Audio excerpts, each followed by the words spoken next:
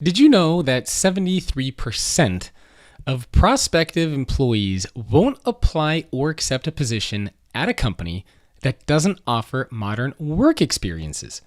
If you want to learn more, visit vmware.com/employee experience. But I'm going to give you another reason to visit that page. And I have to confess that this is one of the coolest podcast sponsorships I've done with my friends at VMware, because they are actually giving away copies of my upcoming book, The Future Leader. And this is where I interviewed over 140 CEOs around the world to figure out what it will take to be a leader in the next decade and beyond. They're giving away a limited number of copies, so if you want one for free, then again, make sure to check out vmware.com/employee experience to claim yours. I think, first off, I talked about servant leadership. It's super important that I think, you're always humble and hungry and looking to learn. And part of it, being a servant leader doesn't mean that you're a doormat that everybody steps over. I mean, I'm strongly opinionated, I'm passionate, I'm a hard negotiator, all those things. But, I don't want any smell of me that I'm arrogant, unwilling to learn, unwilling to listen. I make plenty of mistakes. I'm a work in progress. But I want my team to feel like, this guy's got a growth mindset. I can give him feedback. And that's, and the person who's at the lowest rung of my organization to feel like I'm approachable, as opposed to sitting in some ivory tower with a bunch of security guards around me that they can't come and talk to me or send an email to me or walk into my office. And I'm always challenging myself to how I could, continue to drive that servant leadership mindset, both in myself and role model it to my organization. That's Sanjay Poonen, the Chief Operating Officer at VMware, a global leader in cloud infrastructure and digital workspace technology. They are one of the largest software companies in the world, and they currently have around 26,000 employees. Sanjay has been with VMware since 2013, and prior to that, he was President and Corporate Officer of Platform Applications and Industries at SAP. He actually started his career as a software engineer at Microsoft, followed by Apple. In our discussion today, you will hear Sanjay's story and how he came to the US from India and started his career, and ultimately how he ended up at VMware. You will also hear Sanjay's view on how to balance technology and humanity in the workplace, what technology freaks him out a little bit, why he values storytelling, and his unique approach to leadership.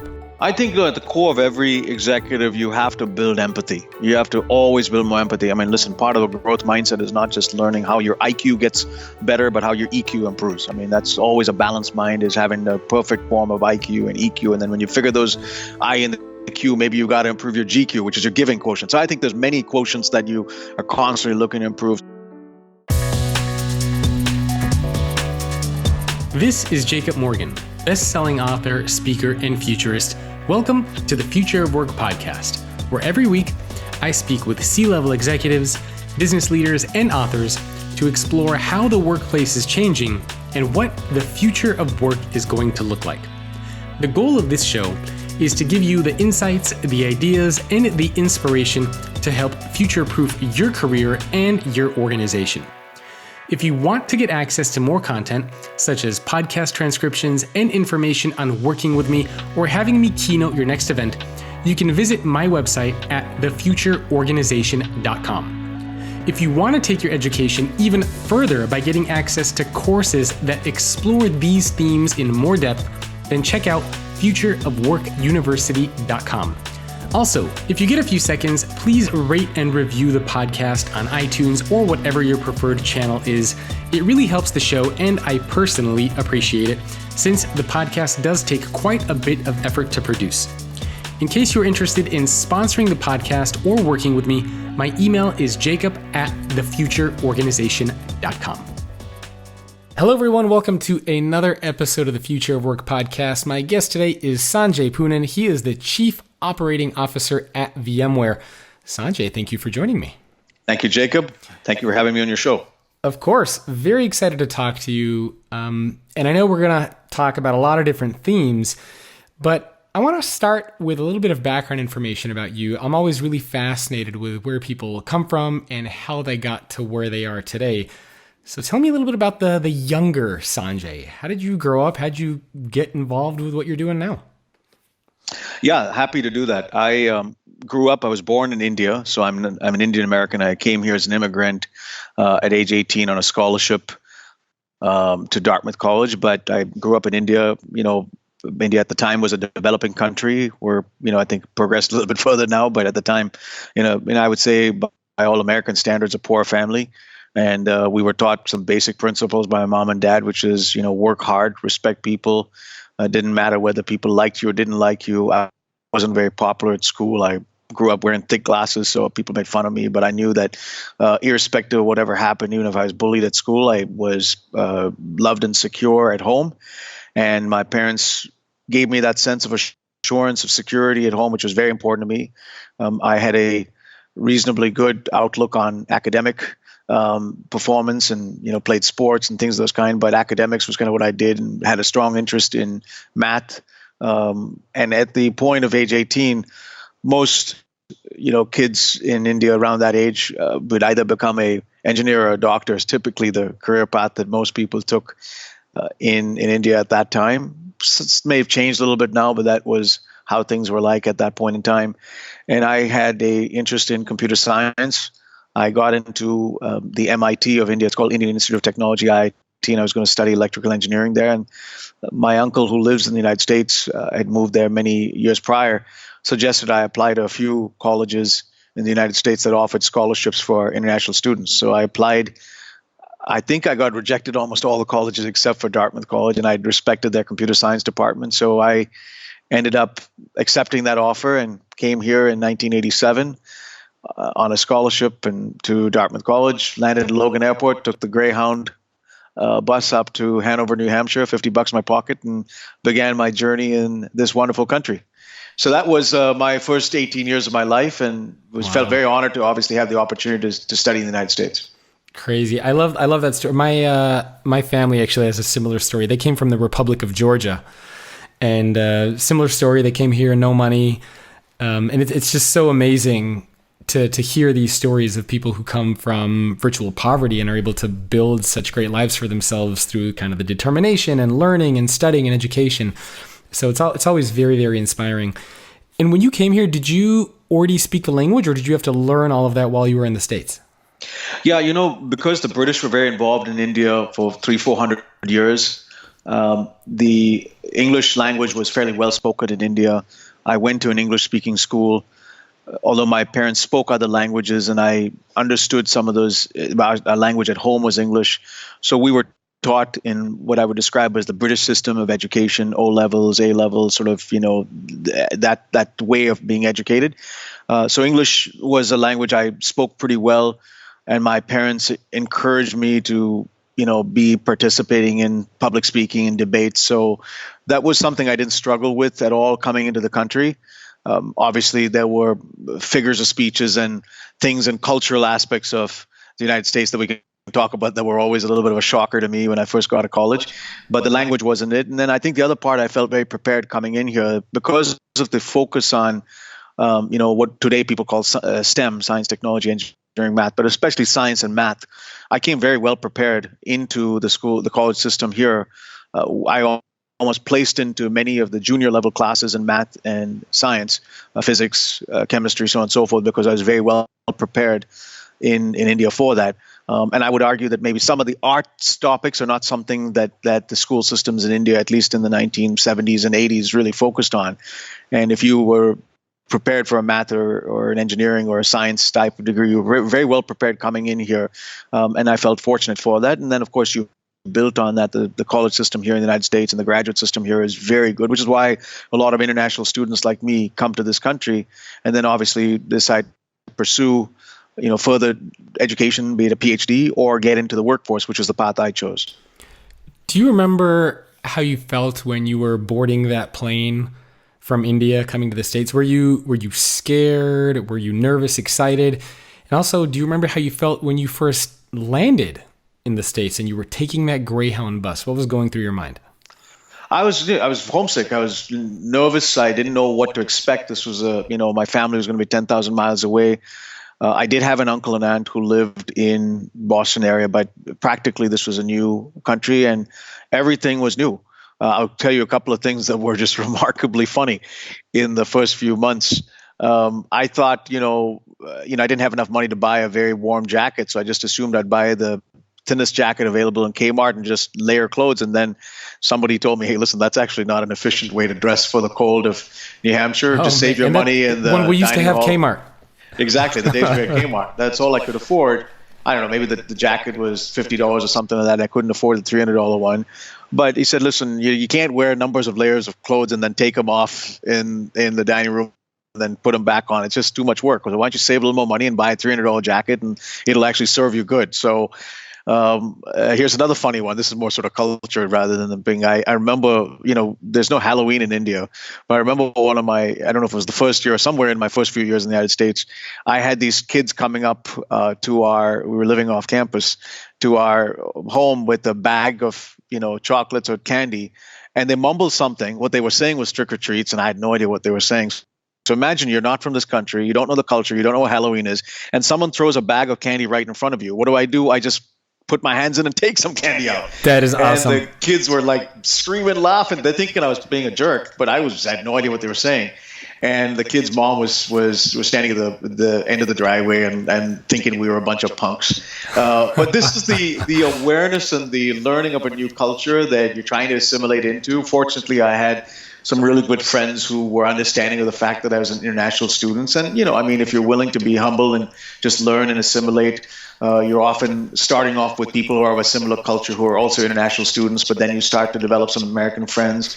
And that's been my story. So I'd say the first 3-4 years from age 18 to 22 were hard because you are struggling with the new culture, trying to make friends. You are different. Your home is whatever, 5, 8, 10,000 miles away. You're not going to see them.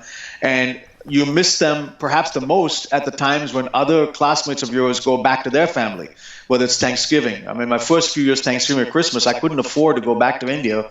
I'd find someplace, either local relatives or local friends. And those were, the campus would completely become empty at Thanksgiving. And it would just be us international students. So we would kind of get to know each other well.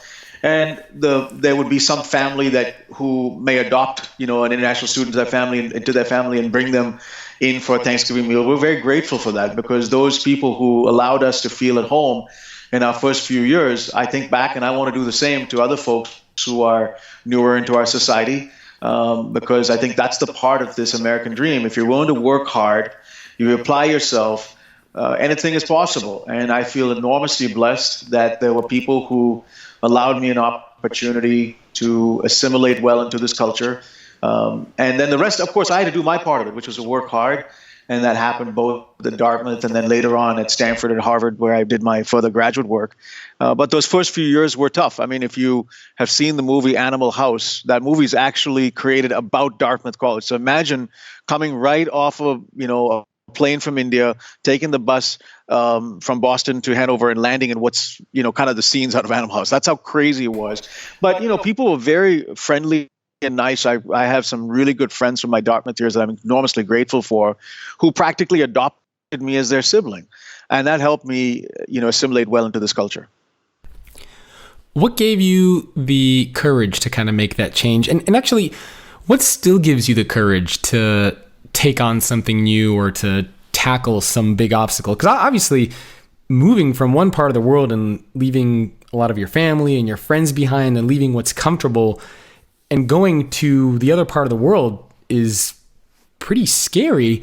But also, a lot of people experience this that just with trying to tackle a new challenge, trying to switch careers, trying to ask for a raise. So where do you get that kind of the courage from to be able to do these challenging things? I think it's probably my mother. I think my mom is, you met her, she's not a very tall, she's 5'1", 5'2". She is an incredibly brave woman who is extremely courageous, even though she's soft-spoken. And she taught me to work hard and not worry what people thought about me. Like I said, right, I was not popular in school. I wore thick glasses and people made fun of me. I felt bullied. But she was sort of a rock that in our home, it didn't matter. She was sort of the, this 5'2" mother bear who took care of our four. I'm the oldest of four boys. And I learned a lot from that, which was, whatever culture you are in, don't worry what people think about you. Stand up for your conviction, stand up with courage, work hard. I mean, she taught us how to work hard. And there is no substitute for hard work. I mean, a lot of people expect things to just come land on their lap. Some are born with a silver spoon. I wasn't. But, when I saw those examples early, you persevere. And then, some part of it is also my own personality. I like risk. I'm an entrepreneur at heart. I don't have a huge, group of friends, but I take my friends. I'm very loyal to the friends that I kind of create strong friendships with. And vice versa. I've been very blessed that those friends were loyal back to me. And that's how kind of life sorts through. And with every turn, whether it was landing in Boston, going to Hanover, New Hampshire, or coming here to California for my first job where I actually knew nobody in California, I feel very blessed that somewhere along the way, whether it was a roommate or someone in my church group or in my home, in my workplace, those people became a friendship circle that helped me assimilate, even though my family was 10,000 miles away. I asked this question to a previous podcast guest I had who went through kind of a similar journey from a different part of the world. Do you think that the mentality or the mindset of immigrants is different as far as work ethic and, I think back to my family, for example, and my dad very much had a lot of the same. He would always tell me the same thing, work hard, no, don't worry what other people think, nobody cares about your problems. Like, you just gotta, work really, really hard. And part of me wonders, and I talked to a couple executives who come from immigrant families who believe that there's just something different. Some people view being an immigrant as a disadvantage, but a lot of executives actually view this as a huge plus, as a huge advantage, because maybe you have to work harder. I don't know. What do you think? Yeah, I think there's an element of the Jacob, that is true. I think, I have a number of friends who are either Indian or Chinese or African or European or even Canadian or from Latin America. People have come from outside this country. And, we've had to, come in, take a number in line, so to speak, and earn our way into this. Many of us who were educated here, whether it's undergrad or graduate, had to, survive among very, very talented people in the university programs. So that's certainly the case. And I certainly want to, it's harder in the next generation because my children probably have more that they have growing up than I had growing up. So I hope I can instill in them that sense of humility and hard work, what I call being humble and hungry. So that is true. But I've also seen people here in this country who are, so I don't think it needs to be just an entitlement of an immigrant. I hope that everyone realizes, listen, if you're willing to be humble, you're willing to be hungry, and of course set limits. I've also been not trying to be something that I'm not. You understand, who and what you are because you're comfortable in your own skin. You hope that those values you can teach. And I do think there's some of it that can be taught to the next generation. There's some of it people learn, even if they weren't taught that by their family. And we owe that. Listen, those of us who come as immigrants owe it to the people that we have in our teams because they are, in some senses, family to us at work. We owe it certainly to our children. And I hope that that's the way in which we can continue to build a great country where people, whether they've grown up here, meaning they've been several generations here or forever been here, or they're newer immigrants here, they realize that this country is amazing because of its combination of smart people who are hardworking and the diversity of talent, whatever country they've come from. Today, you are one of the top executives at VMware, the Chief Operating Officer. Maybe you can give us a little bit of context around who is VMware. So what do you guys do? How many employees do you have? And what do you do there as the Chief Operating Officer? Yeah, happy to, Jacob. We are the fifth largest software company, about $10 billion in revenue, about 26,000 employees. We've just announced 2 acquisitions that will bring us another 4,000 employees. So when we're done that, we'll be somewhere close to 30,000 employees. We're headquartered in Palo Alto, Silicon Valley. And the history of this company is amazing. A wife and husband, Diane Green, her husband, and a few founders invented this technology called a virtual machine that allowed what are called servers and data centers to run significantly more efficiently through software than the hardware. And if you think about it, if you had all of this hardware running in data centers, if you could make it more efficient, you would actually save money like electricity bills, carbon. And this whole idea of doing things through software revolutionized the data center. And VMware was at the absolute core of making that happen. And that original product just took off, and this company that's housed in an extension of the Stanford campus. These people are all ex-Stanford people, invented the virtual machine for Intel processors, and then one after the other, this company's added more and more products to become the de facto standard in what we call the software-defined data center. We've now expanded our vision and product set into public clouds with partnerships like Amazon and others, and are also now participating in the management security of devices like phones and laptops. We advanced into some new technologies with acquisitions we've done recently, like carbon black and security. So one thing is true in technology: if you continue to innovate, and hopefully what we in the tech industry call disruptive innovation. In other words, you take something that's done a certain way and you disrupt it. A good example of a company that's disrupted everything is Apple. They've disrupted the music industry. They've disrupted the phone industry. They're disrupting a number of other places. Tesla is another example of companies disrupting automobiles. We seek to be that same type of company that's disrupting traditional ways in which software is done in infrastructure, and we've been very blessed to be successful in our journey from 0 to 10 billion in the last 20 years, and we feel we're continuing to chart the course of this company for the next 5, 10, 20 years on a path to 20 billion and beyond. And as the chief operating officer, what do you do there? Maybe you can walk us through what does a typical day look like for you, starting from when you wake up to when you get home?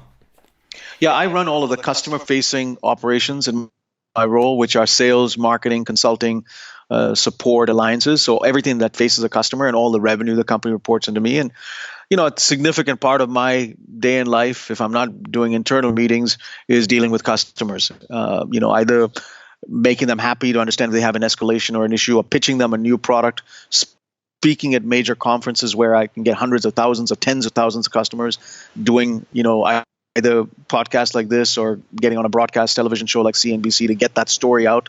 So everything I do is all centered around customers. That's the number one focus, helping existing customers and trying to win new customers. Secondly, I spend a lot of time with my employees and really want to make sure that they are motivated. Certainly I have 6 direct reports, but they in turn have probably some total 14, 15,000 people before these new acquisitions.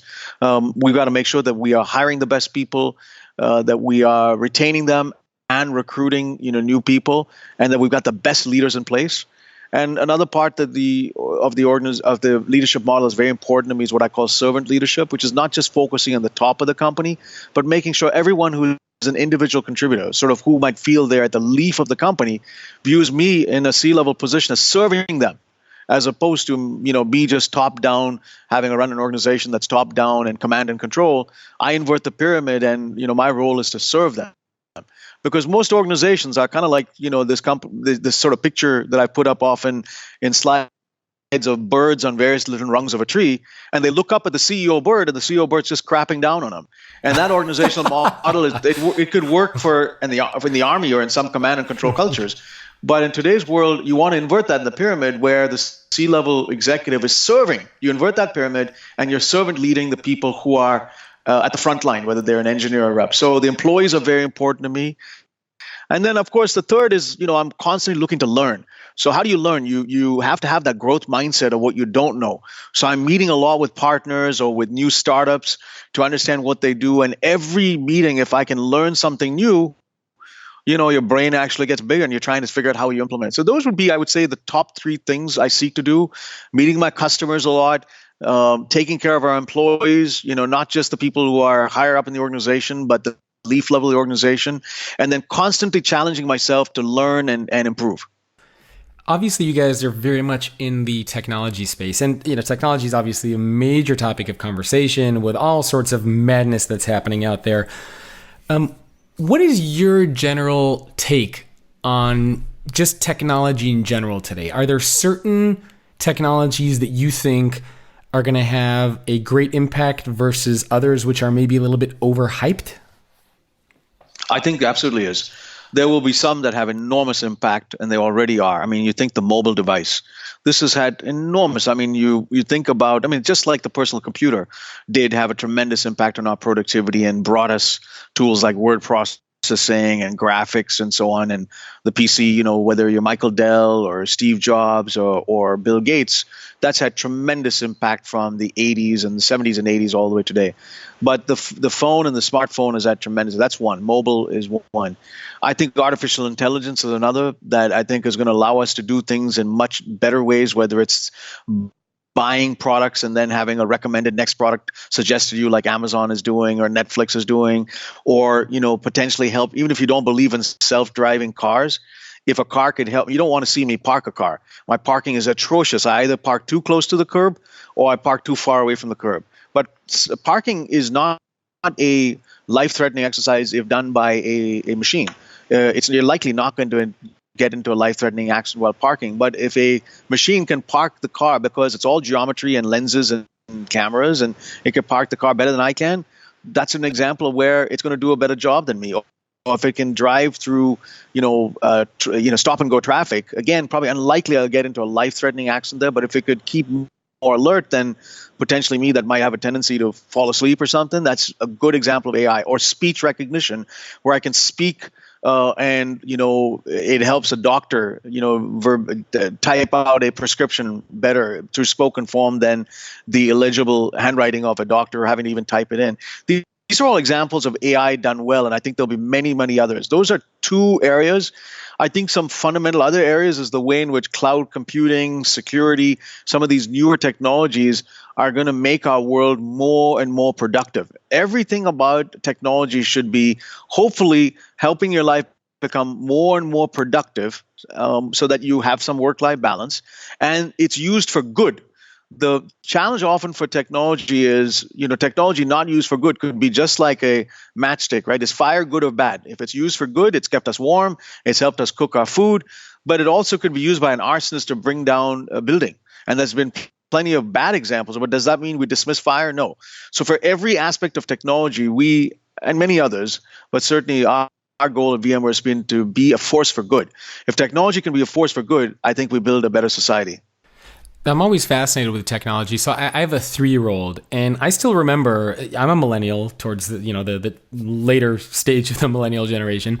Yet, and I still remember things like a Rolodex. I still remember things like dial-up. I still remember those weird old Nokia phones that you could swap out the face plates, and the little flip phones that we used to have. So I have a 3-year-old, and sometimes it just blows my mind to think about that. She is never going to experience not being connected. Like she has no idea what a server is. She has no idea what a desktop is going to be, no idea what a CD is. And she's 3. And I'm wondering what is the world possibly going to look like when she's 8, when she's 10? Yeah. I mean, where is all this going? I think the principles, listen, I grew up in the era of listening to music on a tape, even before CDs. I remember the tapes, the Walkman. I had a Sony Walkman. Exactly, right? And I'm probably a little bit older than you, but I quickly began to sort of see CDs, probably after college, and the idea of DVDs. So I think if the principles we have to teach our children are the principles of science, technology, engineering, math. What is an atom? What is the principle of bits and bytes? And then, of course, for historical reasons, I think it's always good to know what people did. How was the first fire started? How was the wheel first in? Okay, what did tapes look like? What did CDs look like? They don't need to necessarily see it, but I think it's good to have some historical perspective. The principles of all of those digital media were bits and bytes, and that's not going to change. Zeros and ones, and maybe some of that may change with quantum computing. But this idea of how technology and bits and bytes are stored, even though the media and the format have changed, those fundamental principles are really important that we teach our kids early. And which is why I think that the time-tested principles of math and the way in which we teach science have been relatively the same over thousands of years. Teaching people the principles of physics, teaching people the principles of math, the way in which it's done may be different, but that's super important because on those foundations, a lot of different things can be taught on top of that. The principles of logic, I think it's super important because whether you programmed with, a certain construct in programming languages in the 1990s may have changed today in the 2020s, but the principles of logic, that doesn't change, right? And how do you construct an argument? How do you parse? I think those principles are super important. And I think I'm not an educator, but I'm a big fan of understanding what's the best way to continue to keep learning. I think more and more that we are using technology to help in that. I think, for example, Sal Khan and the Khan Academy and the way in which they're approaching education through these videos, YouTube videos of Khan Academy are phenomenal. I mean, I'm using that certainly not just for my kids and teaching them new things. I'm using that for myself to refresh new learning concepts. Wow, it's so much easier to learn from a video class than to learn from just reading a book. And if we can continue to tap into that way in which technology education is changing, the format of how people use things, whether it's a tape, whether it's a CD, whether it's a DVD, may change. But the principles will be timeless. I love the importance there of the history of the stories. And actually, I even find that in a lot of companies, a lot of organizations around the world don't do a good job of even teaching their own company history to their employees. And, I know a lot of employees at companies, you ask them, how was the company founded? How did it get to where it is today? How did it grow? What were some of the challenges that the company had to go through over the past, 100 years in some cases? And a lot of people have no idea. And I really think this historical context, these stories are important. So I agree. I mean, I hope we do a good job of teaching this to kids and employees going forward. Can I say one thing there, Jacob? I think it's super important that we emphasize storytelling to our kids. And I hope that dinner table conversations are not obsessed by keeping the TV on and the device on. We try to kind of keep a no device policy for a period of time in the evenings, in our home. It's super important we go back to that basic principle of what people did around the dinner table, which is tell stories. And I hope that the classroom setting is the same time too. One of the danger of this obsession with devices is that we move away from whatever friendship or family constructs that got people telling stories. I find often today, if people are so obsessed with their devices, they're not as good at carrying on a conversation. They're looking down. Yep. They're not doing the kinds of things. So we have to, as parents and leaders, as technology gets used, understand its appropriate place and not let it take over our lives, where some of the basic principles of history and storytelling, become something that become, a gift and an art that disappears from our society. Is there anything you do either at work or in your personal life to help maintain this balance? For example, I saw a talk that you gave and you said that one of your favorite parts of your day is when you read your kids stories at 8:00. So are there any habits or practices or techniques that you personally use to help maintain that balance of technology not overtaking your life? Listen, we're all learning, and I'm trying to be the best dad, best husband, best manager, best employee all the time. So, I'm a big believer in growth mindset, which was, a professor from Stanford's book. So I think in the context of our own kids, I think that sort of storytelling time towards the end, play time that encourages them to play a sport, but then, even if it's something that's, not necessarily always academic, I would just say, like, one thing that we've been trying recently, for example, is teaching. I have twin 9-year-old boys and a 13-year-old girl, how to debate their point with logic, almost like a lawyer, and say, okay, you know what, we're going to debate this particular topic over dinner, and help them understand they have 2 minutes to construct their logic, and help them say, okay, you know what, don't interrupt this person for 2 minutes. Let them speak. They have a little time prep. And you start to have that nice discussion that's a debate, and you can, that's the skill that hopefully as they get older, whether it's in college, whether it's in a discussion later on in graduate school or at work, a significant part of our life is constructing a argument for our point of view or having a dialogue and teaching them that in small settings, getting them comfortable with public speaking and not being shy about it. Now, some people have the gift, some people don't, but I think you can start developing that conversational skill, which has nothing to do with science, technology, engineering. It's the art skill of being able to communicate well. Music's another one I'm very passionate. I'm very fortunate. My parents forced me to learn the piano. I didn't like it initially when I was 6 because I'd go to piano lessons and the only other people at piano lessons were girls. I was the only boy there. And then later on, like 11, 12, I start to play the piano well, and the girls start to like me. And I'm like, wow, that's actually cool. So I've been trying to teach my kids a little bit of music too, and getting them, they don't necessarily all like it, but forcing them to learn a musical instrument. And, even they grumble and complain, they start to develop that skill that is artistic. And I think we've got to continue to work ways by which, as much as science, technology, and STEM is super important, I'd like to add an A into STEM and make it STEAM, where the arts of whatever form, music is just the one I'm most passionate about. Communication and speaking is another one I'm passionate about. It could be arts, it could be theater, it could be sports, whatever is the artistic form that we want to reinforce in our kids. I think it's important that we emphasize not just the STEM, but also the STEAM. I love that. I think that's great advice. Today's leading companies understand the importance of enhancing the employee experience. To maintain your competitive advantage and to achieve business goals, retaining top talent is absolutely paramount to your success. That's why, and something that I've said many times over the years, is why IT and HR have to partner together to create great experiences for their workers. And if you are ready to separate from the pack, you can start with a report from VMware. And to get access to that report, you can visit vmware.com/employee-experience. And by the way, on that URL, you can also sign up to get a copy of my upcoming book, The Future Leader, where I interviewed over 140 CEOs around the world to figure out what it's going to take to be a leader in the next decade and beyond. So if you want to get access to that report and to get a free copy of my upcoming book, again, the URL is vmware.com/employee-experience. And now back to the show. Now, speaking of technology, is there anything in the realm of technology that scares you or freaks you out a little bit? Yeah, I think, the whole topic we talked about, like I said, right? Technology could be like a fire, a matchstick. Do you want it to be good or bad? Let's take AI.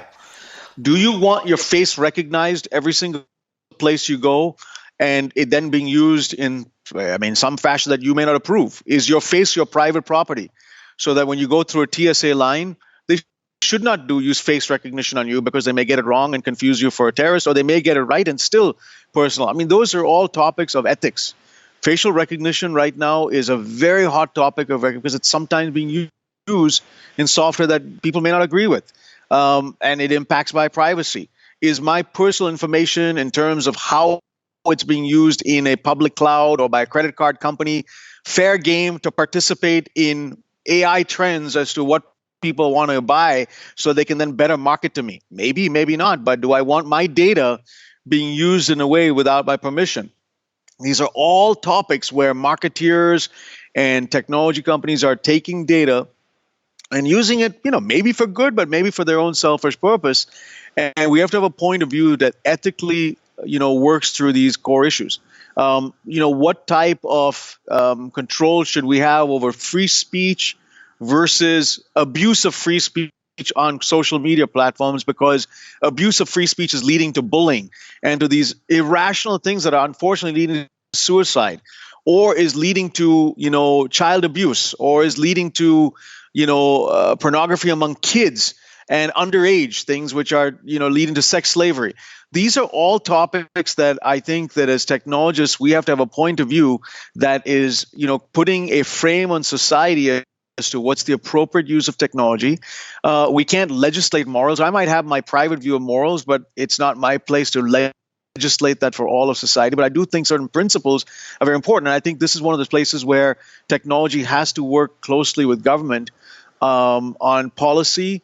I'm not saying that we should become a communist society that's heavily governed, but I do think that some of these things are very wise debates that are happening right now, given artificial intelligence, social media, the preponderance of these newer technologies taking over our lives, and what's that balance? And then overarching sort of policy and legality, I think every person has to have their own constraint that they, exercise, because we want to be balanced individuals, right? The last thing we want is to create a imbalanced society where we don't have work-life balance. And that might be, for example, restriction of screen time, restriction of how much, I'm spending on, just working, balancing that out, making sure that I'm balancing all of my work and technology with health and fitness. One of the things I'm deeply concerned about in our society is life expectancy, impact because of obesity and the amount of I wasn't exposed to how bad sugar really is for you till way later in my life. Because I grew up in India and there was a lot of carbs and sugar in our diet, and we never knew. We just kind of ate, and of course, I think I had a reasonable amount of balance of bicycling to school, so I kept myself active. But there's not a lot of benefit to sugar, and if I can start eliminating that from my diet and educating my kids on that, it's just the taste bud that you can eliminate. Now, those are things that if we can educate our society, we can save ourselves from a lot of unwanted obesity.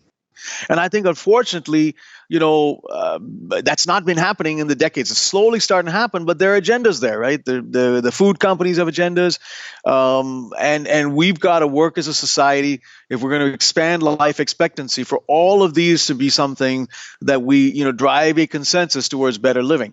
So these are not things that Sanjay Poonen sitting at VMware can solve, but these are topics I think about. I converse a lot, not just in my family and friendship circles, but with government officials, with other company executives. And I think we all want to be making technology a force for good. Yeah, these are all huge topics, and they get talked about quite a bit. And it almost sounds like, listening to you talk, and correct me if I'm wrong, but it sounds like over the past few, even decades, leaders were able to get away with kind of like playing in the gray area. Maybe like not taking a specific stance on something because they wanted to stay neutral. But it seems like now going forward, leaders need to have a stance on something. They need to speak up. They need to share their perspective, their voice, if they support something, if they don't. Would you agree? Are we moving more towards that direction? Yeah, and I hope it's not imbalanced to the point where, the danger in any of these are being opinionated because it becomes quickly tied to either religion or politics, right? And even though I'm a man of deep faith and religion, I want to keep a line between kind of my point of view that might be personal, and even if I talk about it publicly, imposing that on people who may not be ready or want to hear that at all. That's religion. Same thing with politics, right? We have people who are red, some people are blue, Republican, Democrat. It's not my place to drive a kind of wedge. So that's the place where I'm sensitive to ensuring that while I think we need to have a point of view on many of these topics, there's a lot of discussion going around about vaping right now. I have a point of view on that. And if it's detrimental to people's health, that should be something that we speak up about. And I have no problem speaking up about it. And same thing as it relates to, whether it's Bitcoin or what's the appropriate place of using that where it's getting, ruining people's lives. The abuse of social media that's leading to bullying. So I think all of these things here, but I think the place we need to be careful about is not allowing that to very quickly become a demagogic point of view that ultimately leads to division in society. And often religion and politics are those two that can lead to division. And we have to be comfortable, even if we are strongly opinionated on a political point of view or a religious point of view, that we don't cause that to become a point of division between friends and family and people in the workplace. So, for example, I'm a Christian. I've got to make sure that I don't have a point of view that is exclusionary of Hindus and Muslims and atheists and whatever have you because of my point of view. I tend to be somewhat, neutral in and independent in my political kind of disposition. But I've voted on either side of this debate. But that should not become the reason by which I publicly create a distance between me and either employees or customers and partners, right? So I think there's a balance to being vocal about some of these issues, but not using it as a lightning rod to divide our society. Which is actually, by the way, I think a very important skill, and will probably be even more important in the future for leaders is, being able to take a stance on something, but also being able to maintain that balance of not trying to force your perspectives and ideas on the others, which, by the way, a lot of people are not good at doing. So I'm glad you brought that up. You mentioned a couple of minutes ago that technology should help make people more productive. And one of the things that I think, and maybe you hear this from your customers, how do you balance using technology to be productive and efficient, but at the same time balancing the humanity?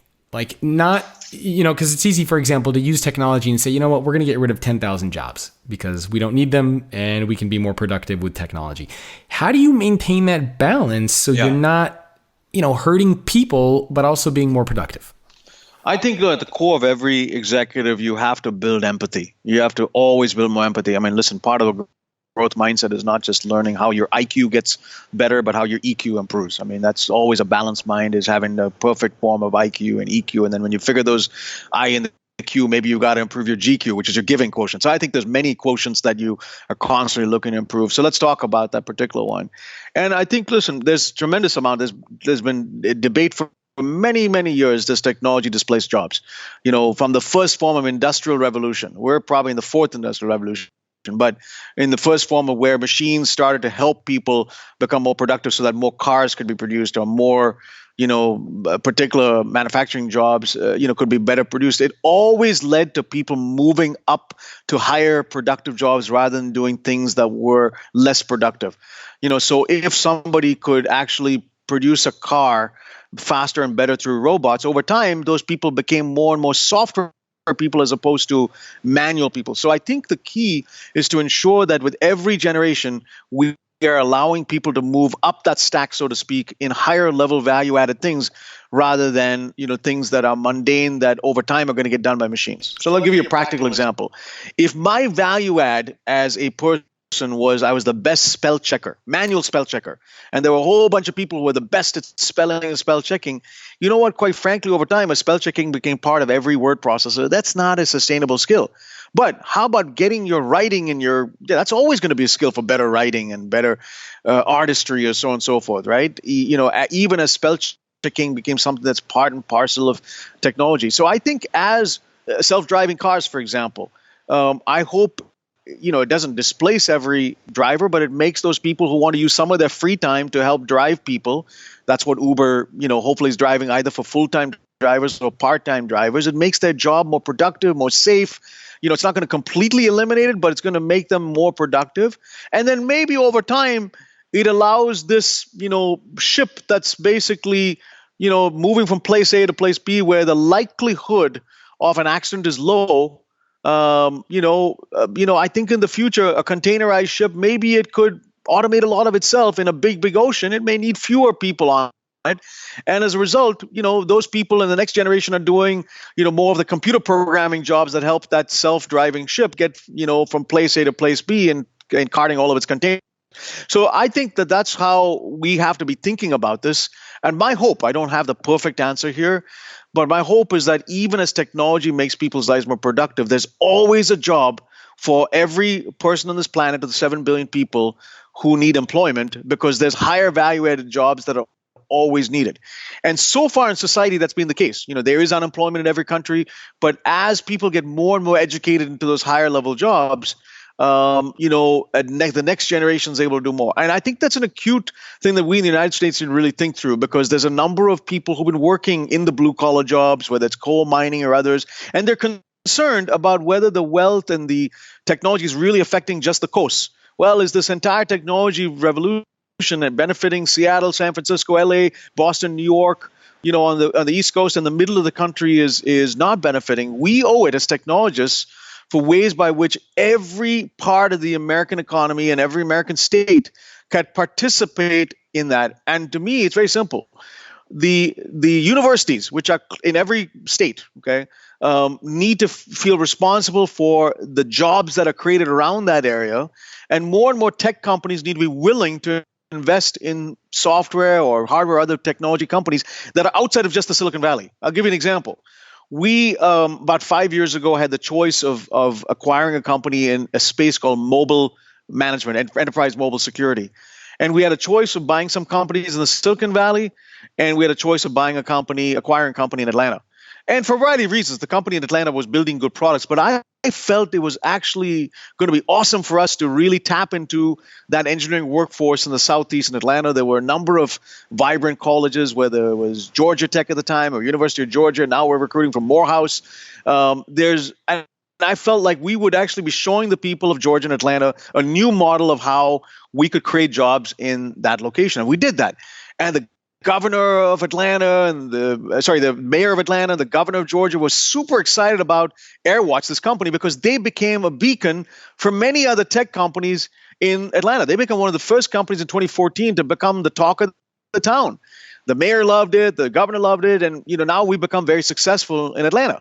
And I think that could be the model of many other places, where the middle of the country or the places outside of the Silicon Valley benefit. That's our obligation to society. So I think as a technology executive, we've always got to be thinking about what are the things that we could do to make this country a better place, whether it's jobs in this country. And the same thing, I think, as a globalist, back to my home country. What can I do as a, Indian born? I'm now an American citizen, but, to the extent whenever I travel to India, my parents live there. What can I do to make U.S.-India relationships even better? What can I do to make sure that India is thriving? If you do that both from the lens of the country you're living in and any other country you feel passionate about, we're doing our small piece to make the world a better place. We only have a couple of minutes left, so I want to use our remaining time to talk a little bit about a topic I know you're passionate about, which is leadership. And earlier, towards the beginning of the podcast, you mentioned the importance of motivating and hiring and retaining the best talent, and also making sure that you have the best leaders in place. Can you talk a little bit about what do you do to motivate your people, or to bring in or to find the best people at VMware? I think, first off, I talked about servant leadership. It's super important that I think, you're always humble and hungry and looking to learn. And part of it, being a servant leader doesn't mean that you're a doormat that everybody steps over. I mean, I'm strongly opinionated, I'm passionate, I'm a hard negotiator, all those things. But, I don't want any smell of me that I'm arrogant, unwilling to learn, unwilling to listen. I make plenty of mistakes. I'm a work in progress. But I want my team to feel like, this guy's got a growth mindset. I can give him feedback. And that's, and the person who's at the lowest rung of my organization to feel like I'm approachable, as opposed to sitting in some ivory tower with a bunch of security guards around me that they can't come and talk to me or send an email to me or walk into my office. And I'm always challenging myself to how I could, continue to drive that servant leadership mindset, both in myself and role model it to my organization. And then I think the other piece of leadership, I talked about a few of these principles already, is that constant desire to learn, a growth mindset that says, listen, I'm good at these 3 or 4 disciplines, but there's 1 or 2 I'm not as good as yet. And you hear that from a 360. People give you feedback to say you're doing these well, but in these particular areas, 1, 2, or 3, you're not as good as. And I often, when I hear that, I want to find somebody else who's better than me in that particular area and learn from them. Because, often just saying, you need to improve there without a role model of who you can emulate is tough, right? So first off, I think we have to have the humility to accept feedback when we're not good in a particular area. And then I want to role model myself to somebody who's really good in that area where I'm weak to try and get as best as I can. Right. And then when you're done with it, you're never going to be perfect. But, I remember there's a sort of this leadership model I saw once from some business school. I think it was a European business school, INSEAD, that talked about leadership qualities as like a tent where you'll likely have 3 pegs of the tent that you're strong at and 1 peg that you may be weak at for the rest of your life. Your goal is to kind of shore up that one area that you're weak forever as best as you can, but you'll never be world-class at them.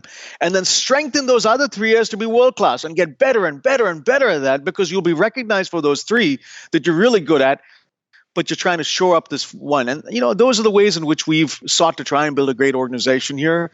And we're fortunate, there are days where I feel good about it. There are other days where I feel humbled, and I go back home like, man, there's so much I can improve.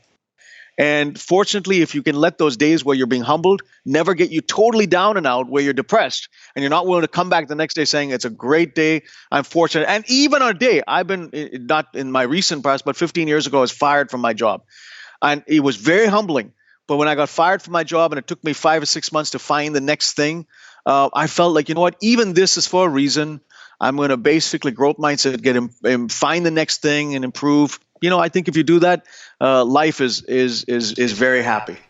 And even today, do you still practice being humble and having humility? I know you shared a funny story of how you fell asleep on a conference call. Oh, there's plenty of those humbling moments all along. I mean, that was actually once, I think it was years ago when I was dialed in from India and I was jet lagged and I was on the conference call. And the next moment, someone's calling my name and I'm like, oh, I woke up. I was like, hey, you were snoring. I was like, I'm sorry, I fell asleep. So yeah, you just have to be willing to let people make fun of you, and roll with the punches when they do. Being humble and hungry is a state of mind, and hopefully, the people around you that keep you that way. I feel very fortunate that my mom kept me that way growing up, and now my wife and my children keep me humble. It doesn't matter that I'm COO of VMware. When I walk in at home, I'll be leaving home right after this podcast. I walk in there, I'm just their father or their husband, and it didn't matter what title I was. You're just down in the weeds with them. They may have had a miserable day. They don't care whether you've had successes, whether you were promoted, if you got a big raise. You're there in the trenches with them, and things like that keep me humble. Yeah. And if you surround yourself with blue-collar people who are not like you, who keep you down to earth. I mean, I'm very fortunate in the church that I go to. There are many people who are in diverse backgrounds in the society I'm in. I want to surround myself not just with people who are a certain kind. If you do that, hopefully your circle of friends will keep you down to earth. And if we do that, I think, all of us become better people. And it sounds like you make yourself pretty easily accessible to your coworkers and colleagues, even if they're not that senior. Can people at VMware just kind of come up to you and approach you? Okay. Oh, listen, it's an open door philosophy. I get emails all the time from people across the world. I'm on LinkedIn. I can't obviously, I probably have a very large social gathering of, I think, 30,000 people on LinkedIn and 28,000 people on Twitter. So I'm not available to all of them, but certainly within the company, I try to respond to everybody. And if I don't have time to meet with them, I'll try to respond quickly, appoint them to a place. I certainly offer that access to our customers. If you're a customer and you have an issue and you need to reach me, you'll get a response within 24 hours. I am because we owe a high level of satisfaction to our customers.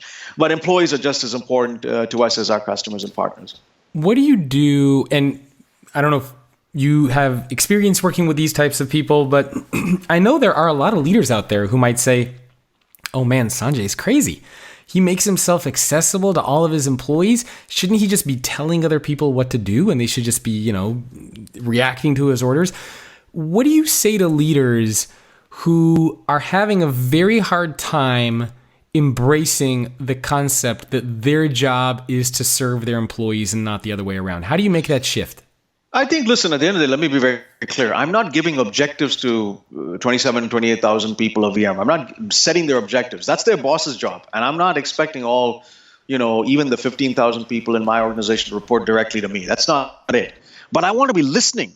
So the key is not to be, there are different forms of communication. There are points when I'm talking one-on-one. There are times when I'm talking one-on-10. One on 15,000.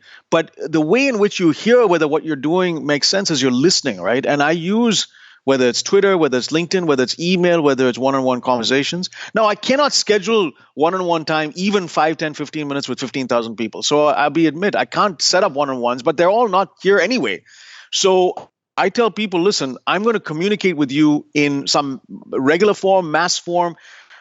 But if you send me back an email with a question, I'll try to answer it. But I also want to hear your feedback. And often people don't write back to me expecting an answer. They just want me to know, hey, I just want you to know, I really appreciate. And what you said here, this made complete sense. What you said here could be improved a little bit. Man, wow, thank you for sending that to me because I learned.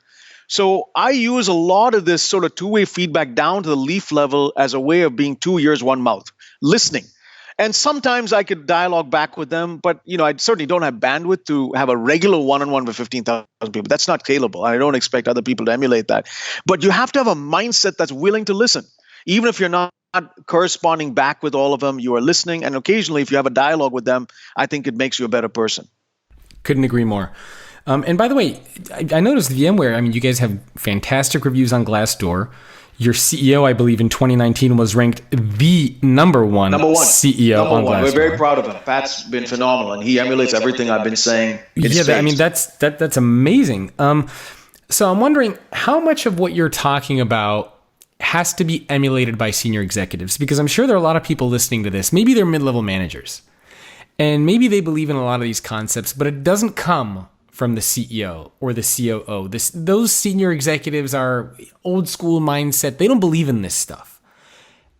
how important is it to have those senior executives like Pat, like you said, who lives and breathes a lot of the stuff that you're talking about? Paramount, absolutely paramount. I mean, listen, there's a lot of companies who have values that are set up. If I showed you the value statement of a company that I will not name for a second, but said things like we respect people, we're high integrity, stuff that you'll be like, wow, that's an incredible company. And I told you the company it actually was talking about is Enron. So having values, just saying them, putting them on the website, is meaningless if you don't live them. So we talk about epic values: execution, passion, integrity, focus on the customer and the community. Those are kind of the values we encapsulate at VMware. We're proud of them, but we have to live them. Those values mean nothing if you don't live them, and it has to be emulated and lived at the top, much more so, because the leaf level of organization is going to emulate what the leaders are. Right? You typically become, a lot like the boss of the cultures that you set up. So. Pat, myself, everyone in the executive team here has to live that. We sometimes make mistakes in people we hire, and they either get weeded out themselves, they don't feel like they're cultural fit, or we have to weed them out. And we're extremely careful when we bring new people in to make sure they're a cultural fit with where we want to take this organization. And, now none of this, just because we're willing to listen doesn't mean that if you listen to one of our internal, there's vigorous debates. It's sometimes throwing things that people are like, oh my gosh, I don't feel welcome in this room. But that doesn't mean that we don't respect the individual. There's vigorous, hard debates that are going on. And you have to be welcome. You have to be willing to get into that, kind of shark tank, so to speak.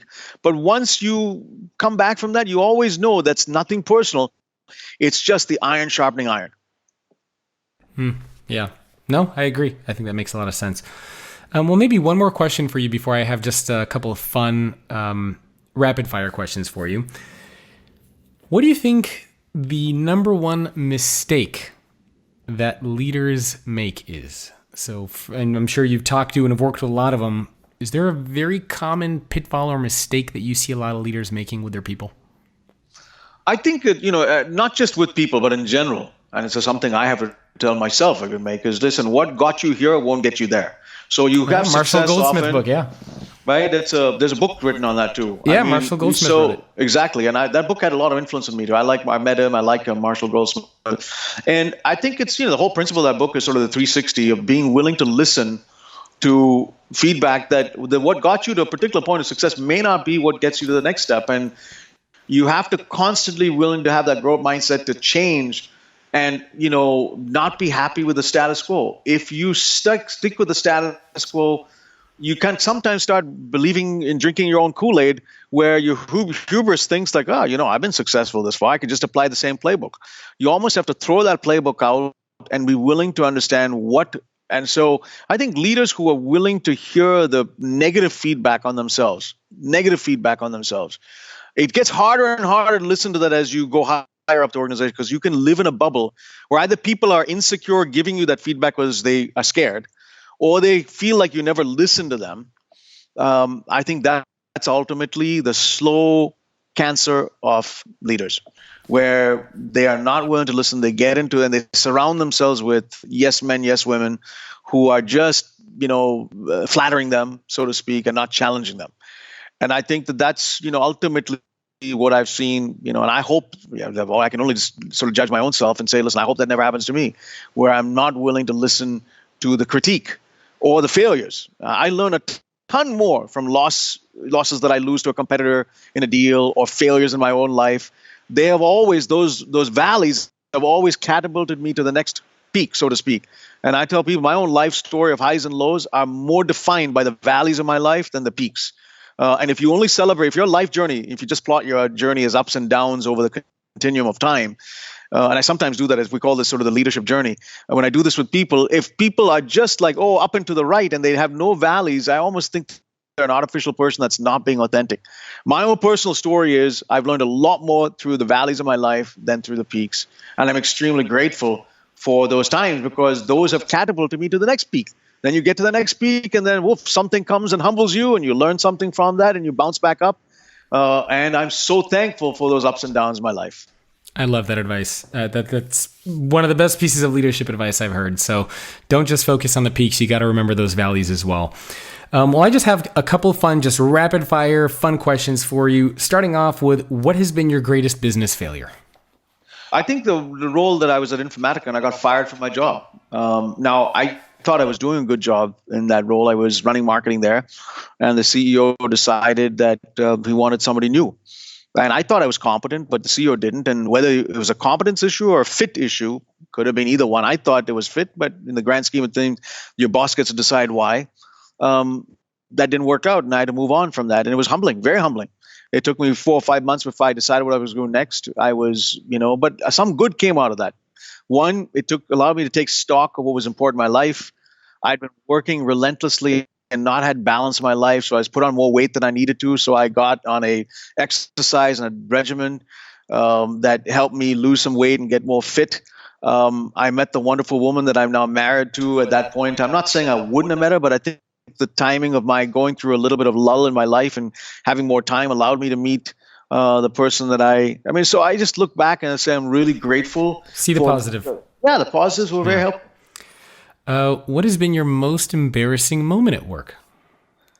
I think this falling asleep situation, not at VMware, but I think I can't remember, it was Symantec maybe, when I was on a call and I fell asleep and started snoring on the other end of it, and it was like a moment of embarrassment. And there's probably many, many more. I think the Halloween story, not from work, but way back in college, is another humbling moment. But I look back to these as now comical stories that I can joke about and self-deprecate myself. What are you most proud of? I'm really proud of the people I've invested in who've been enormously successful in their own right, and I see them doing things that are incredible. And I feel like, wow, I had a chance to invest in them, whether it's the people who worked for me or worked with me. And then I'm also very proud of the places where I had a chance to create a team myself, where I may be the leader of them.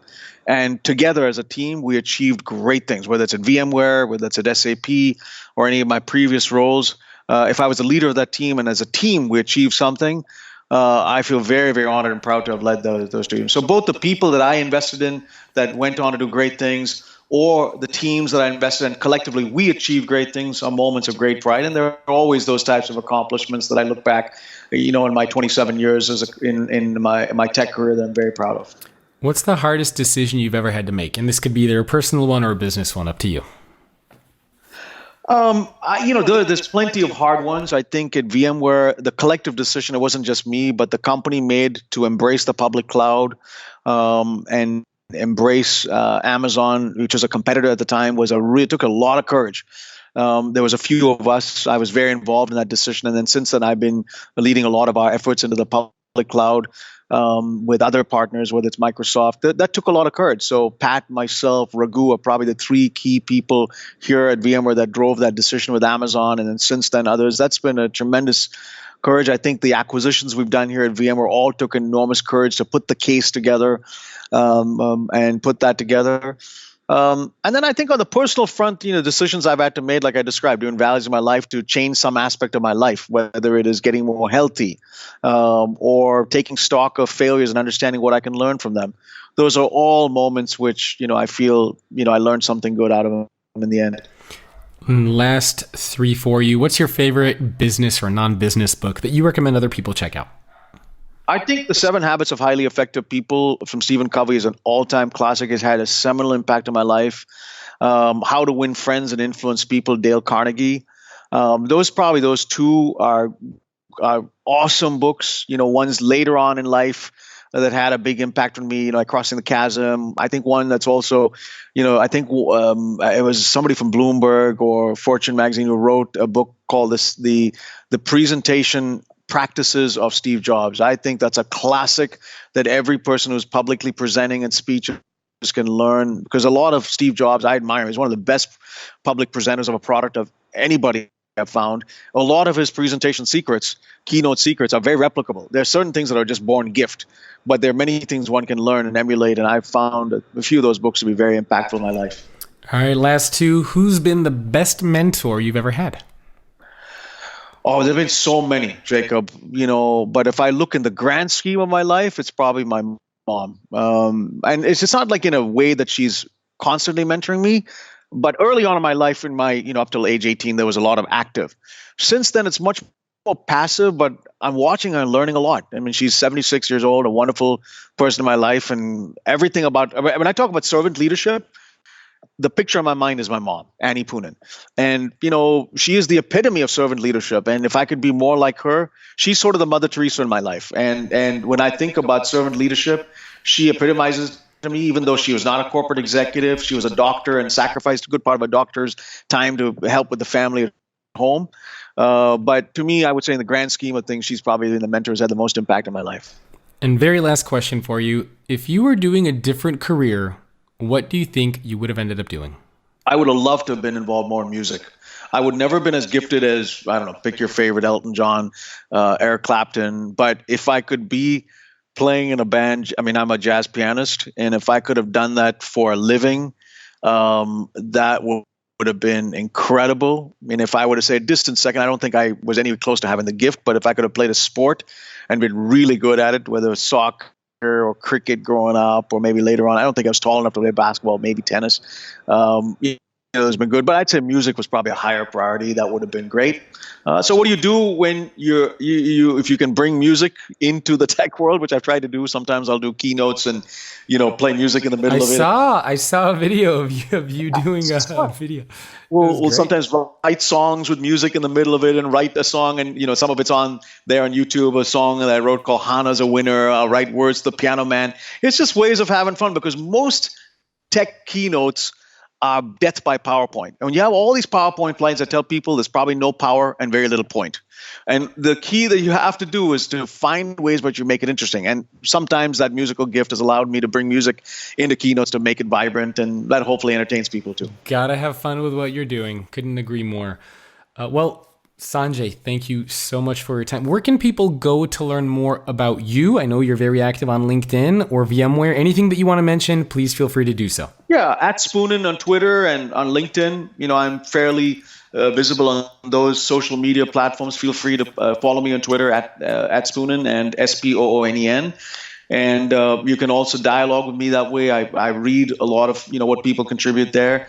And I hope this thank you, first off, Jacob, for having me on your show. I hope, our hour together has played a small role in somebody who listens to it and helping them be inspired and encouraged and live a better life. Oh, it was fantastic. I really appreciate your insights. So thank you for taking time out of your day. I know it's the end of the day for you. You're going to go spend time with your family now. So thanks again. Thank you, Jacob. And thanks everyone for tuning in. My guest again, Sanjay Poonen, Chief Operating Officer at VMware. I will see all of you next week. Thanks for tuning in to the Future of Work podcast. I hope you enjoyed the show. Please do me a favor and rate and review the show on iTunes or whatever your preferred podcast platform is. And remember, if you want to take your education even further by getting access to courses based on some of the themes that I explore in this show, then check out futureofworkuniversity.com. If you're interested in being added to my newsletter, you can do that by visiting thefutureorganization.com/newsletter. And you can also get in touch with me directly if you have any inquiries for podcast sponsorships, working with me, or having me keynote your next event. My email is jacob@thefutureorganization.com. I will see you next week.